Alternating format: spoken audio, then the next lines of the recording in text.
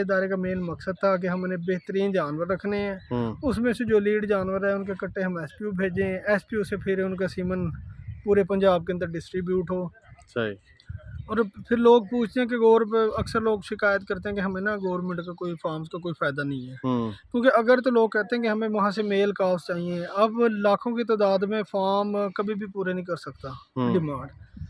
सबसे ज़्यादा हमारी अचीवमेंट है कि हमने पिछले साल जो हमारा एसपीयू कादराबाद है वहाँ से 2 करोड़ डोजेज गई हैं। अच्छा, सीमन की फील्ड के अंदर। सही। अब आप खुद अंदाज़ा लगाएं, 2 करोड़ डोजेज अगर जाती हैं फील्ड के अंदर लगती हैं, 40% करें या 50% करें कंसेप्शन के रिजल्ट, कम से कम आधे तो बच्चे आए होंगे। 1 करोड़ तो तकरीबन आते हैं ना, प्रोजनी इतनी तो। जी अस्सलाम वालेकुम डॉक्टर साहब। वालेकुम अस्सलाम। डॉक्टर साहब क्या हाल है, खैरियत है? हाँ जी अल्हम्दुलिल्लाह ठीक ठाक। डॉक्टर साहब देखने वाले दोस्तों को अपना मुकम्मल तारुफ करवाएं। मेरा नाम जो डॉक्टर बुरहान आज़म है जी। मैं बफलो रिसर्च इंस्टीट्यूट पत्तों की एक सेक्शन है गवर्नमेंट लाइफ स्टॉक तजर्बाती फार्म भुनने की पत्तों की। बहुत से लोग जानते हैं, जो नए देख रहे हैं उनको भी चलो पता चल जाएगा। वहाँ एज ए फार्म मैनेजर काम कर रहा हूँ जी। और जो बेसिक मकसद है हमारे इदारे का वो है भैंसों के ऊपर तहकीक करना।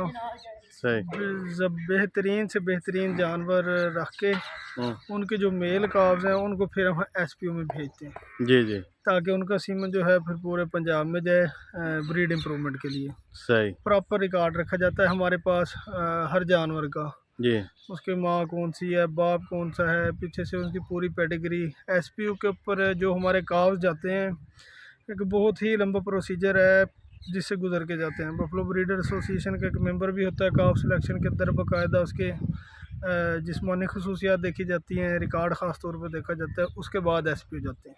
सही। हाँ जी। तो डॉक्टर साहब दोस्तों की बहुत फरमाइश है कि जो हमारा अदारा है इसके कुछ जानवर दिखाए जाएं, तफसीली वीडियो हम बनाएंगे, लेकिन अभी आप हमें ना कुछ जानवरों का मैं अभी आपको चंद एक जानवर दिखा देता हूँ हमारे फार्म पे हैं अभी जो फ्रेश काविंग हुई है जिनकी जी जी मुख्तलिफ इलेक्ट्रेशन के हैं, कोई तीसरी इलेक्ट्रेशन का है, कोई चौथी का है, कोई छठी का है।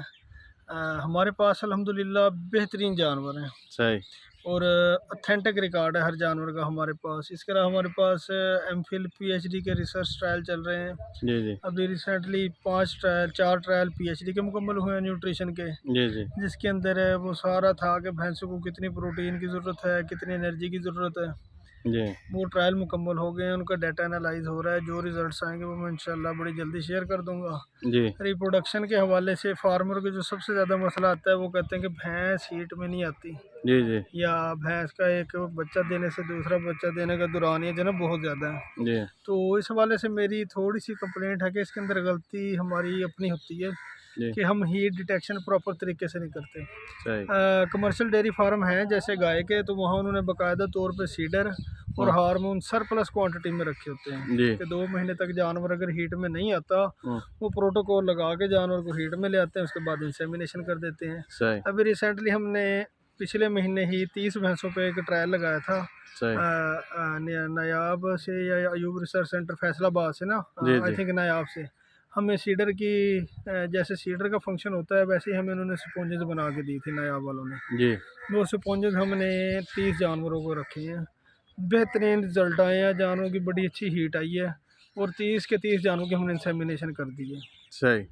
अभी फिर 20 जानवरों को हम कर रहे हैं, 30 को दोबारा कर रहे हैं, जिसमें से 10 झोटियाँ हैं और 20 हमारे पास बड़ी भैंसें हैं जी। उसके हम अब 30 की तो पहले इंसेमिनेशन हो चुकी है, 30 की अब होगी। फिर हम देखेंगे उसमें से कितने फ़ीसद मतलब 60 जानवरों में से कितने जानवर जो हैं जो प्रेग्नेंट होंगे जी, कितने रिपीट कर जाते हैं। वो जानवर हमने सेलेक्ट किए थे जो नॉन साइकिलिक थे, बिल्कुल ही हीट में नहीं आ रहे थे। सही। तो वो इंशाल्लाह उसके भी रिज़ल्ट बड़ी जल्दी मैं आपसे शेयर करूँगा। स्पॉन्जेस कहाँ से मेरे 600 रुपये का एक स्पॉन्ज और एक जानवर का हमने ख़र्चा कैलकुलेट किया 1200 से 1300 रुपया है ठीक। तो ये हमारा अगर तजर्बा कामयाब रह जाता है इंशाल्लाह तो हम फिर फार्मर को तो कहेंगे तो फलां जगह से स्पॉन्जेस मिलते हैं, लेके 1300 रुपये पे एक जानवर पे लगाएं। जो ही जानवर बच्चा देता है, बच्चा देने के उसके 2 महीने बाद आप उसको स्पॉन्ज रख के दोबारा हीट में लें, उसकी एआई कर दें।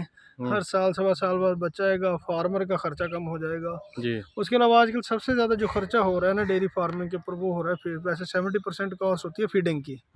फीडिंग का खर्चा बहुत ज़्यादा है। मकई की फसल लगाते हैं उस पर बीमारी का थोड़ा अटैक है, कुछ स्प्रे करने पड़ते हैं।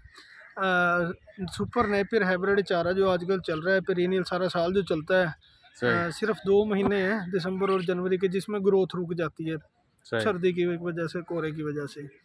तो मैं तो यही सजेस्ट करूंगा, रकबा अगर अपना है तो वो सुपर नेपियर हाइब्रिड लगा लें। उसका खर्चा ही बहुत ज़्यादा कम है, वो तकरीबन 1 से 1.5 रुपये किलो पड़ता है चारा।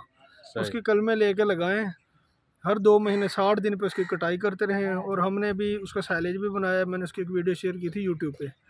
मकई का और मेज़ हाइब्रिड का हमने मिक्स करके साइलेज बनाया। 2 महीने की हमने फसल थी जो काटी थी, और लैब से हमने उसका रिजल्ट करवाया। 14.6% प्रोटीन आई है माशाल्लाह, ज़बरदस्त। 14.6% प्रोटीन आई है सुपर नेपियर हाइब्रिड की जी। अभी बंकर हमने बंद किया है, ये इंशाल्लाह हम दिसंबर जनवरी के अंदर खोलेंगे मकई का, और उसका जो मिक्स करके बनाया उसके फिर हम फीडिंग करवाएंगे जानवरों को, फिर उसका इफेक्ट चेक करेंगे जानवरों को, कम बंडा दे कर वो साइलेज दे के कि इनसे प्रोटीन जो मतलब इतनी ज़्यादा प्रोटीन उसके प्रोडक्शन के ऊपर कितना असर पड़ता है। सही।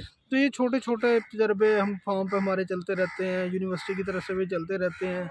फार्मर आते हैं कई हमारे पास जी, पूछते हैं। अल्हम्दुलिल्लाह हम पूरी कोशिश कर रहे हैं कि जितनी भलाई हो सकती है हो सके। हमारे डायरेक्टर हैं महमूद इजाज़ गोरसी साहब, उन्होंने तो बाकायदा बाहर लिखा हुआ है कि फार्मर जो भी हैं जिस किस्म की इन्फॉर्मेशन चाहिए हो हम इन्फॉर्मेशन देंगे, अगर हमारी कोई खिदमत चाहिए वो हम देंगे। सही। रिप्रोडक्शन के हवाले से, प्रोडक्शन के हवाले से, फीडिंग के हवाले से। सही। हमारे जानों के मैं बताता हूँ कि जैसे मैंने बताया कि हमारी एक भैंस है, उसकी मैक्सिमम यील्ड आई थी पिछले साल चौथे सूए की 3820 लीटर 334 दिन की। सही। जो इंटरनेशनल तौर पे जो रिकॉर्डिंग होती है ना, वो जैसे हर महीने आप रिकॉर्ड डे करते हैं। मिसाल के तौर पे आपने पहले रिकॉर्ड डे किया, आपके जानवर का दूध आया 14 लीटर, तो आप अगले पूरे महीने का वो 14 लीटर ही कंसीडर होगा। सही। दूसरे महीने का फिर रिकॉर्ड डे करवाया, उस पे जानवर का दूध हो गया 16 लीटर, पूरे महीने का 16 लीटर का। जितने रिकॉर्ड डे होंगे वो रिकॉर्ड डे का दूध फिर आगे पूरे महीने से मल्टीप्लाई होता है, फिर उसको टोटल करते हैं। सही। इंडिया का भी जो हम देखते हैं ना कि किसी जानवर का 6000 लीटर है, 7000 लीटर है, इसका मैंने बताया था 3820 लीटर जो हमारा है वो तो हमने एक दिन से लेके हमारी जितनी रिकॉर्डिंग आई है उतना है। सही। अगर हम उसके सिर्फ रिकॉर्ड का दूध कैलकुलेट करते हैं तो वो बन रहा है जाके 5800 kg ना। सही सही। 300 दिन का। जी जी। तो आई कार के मुताबिक उसकी प्रोडक्शन असूली तौर पर रिकॉर्डिंग ही आई कार के मुताबिक होनी चाहिए। उसका ये है कि आप हफ्ता पहले 2 हफ्ता पहले जानवरों की अच्छी तैयारी करें, क्योंकि हम जानवरों की जब ज़रूरियात के मुताबिक खुराक देंगे ना, फिर ये जानवर अपना पूरा पोटेंशियल दिखा सकेगा। सही। हफ्ता 2 हफ्ता पहले उसकी अच्छी खुराक दें, जो ही जानवर की अच्छी खुराक होती है फिर देखें मैक्सिमम कितनी प्रोडक्शन होती है। सही। क्योंकि रोज़ाना की बुनियाद पे इन्वायरमेंटल फैक्टर भी बहुत होते हैं, जो ताज़ा चारा डालते हैं खुराक का भी बड़ा असर होता है, क्योंकि रोज़ाना की बुनियाद पे चारे की क्वालिटी तब्दील होती रहती है। सही। तो रिकॉर्डिंग से पहले मैक्सिमम जानवरों की अच्छी तैयारी करवा दें, उसका पोटेंशियल देख लें कितना पोटेंशियल है, और जितनी आपके पास रिकॉर्डिंग है उसको 30 से मल्टीप्लाई करें, वो आपके पूरे एक सूए का दूध आ जाएगा। ठीक हो गया। तो इससे ये ऐसे काफ सिलेक्शन में भी आसानी होगी, आपको पता चल जाएगा हमारे जानवरों का एक्चुअल पोटेंशियल इतना है और इतने केजी तक दूध दे सकते हैं। ठीक। ये हमारे दायरे का मेन मकसद था कि हमने बेहतरीन जानवर रखने हैं। उसमें से जो लीड जानवर है उनके कट्टे हम SPU भेजें, SPU से फिर उनका सीमन पूरे पंजाब के अंदर डिस्ट्रीब्यूट हो। सही।